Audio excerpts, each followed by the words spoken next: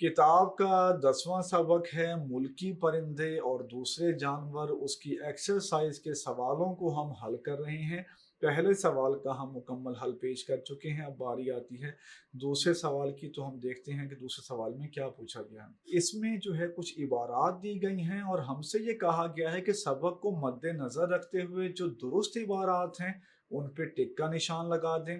आगे किताब वालों ने लिखा नहीं है कि जो इबारात दुरुस्त नहीं हैं उन पे अंडरस्टूड बात है, क्रॉस जो है उनको हम कर देंगे, उन पे क्रॉस का निशान लगा देंगे उनके आगे, और जो दुरुस्त है उनके सामने टिक का निशान लगा देंगे। तो आइए बढ़ते हैं पहली इबारत की तरफ। पहली इबारत इस सिलसिले में है, अलिफ के नाम से कव्वे की नज़र बड़ी तेज होती है, तो ये आप इसको दुरुस्त करार देंगे।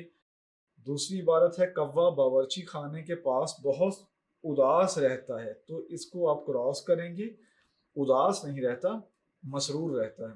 तीसरी इबारत है इस सिलसिले की कि हम हर खुशगुलू परिंदे को बुलबुल समझते हैं, तो इसको आप दुरुस्त जो है इसका निशान लगाएंगे।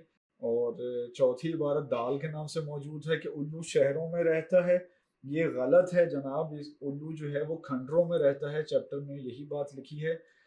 और आखिरी इबारत है इस सिलसिले की, बिल्ली और कुत्ते की रकाबत मशहूर है, तो इसको आप दुरुस्त करार देंगे चैप्टर के मुताबिक। सवाल नंबर 2 में कुछ इबारात दी गई थी, जो दुरुस्त इबारात थी उनके सामने हमने टिक का निशान लगा दिया, जो गलत इबारात थी उनके सामने क्रॉस का निशान लगा दिया।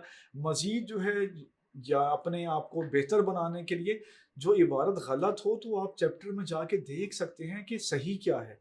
सही वाली बात भी आपको याद होनी चाहिए, जैसे हमने आपको साथ साथ बताते गए हैं कि जो गलत थी इबारत, तो हम आपको बताते गए हैं कि चैप्टर में क्या लिखा था। तो इस तरह आपने चैप्टर तैयार करना है कि आपको अजबर हो जाए। अब हम बढ़ते हैं तीसरे सवाल के हल की तरफ।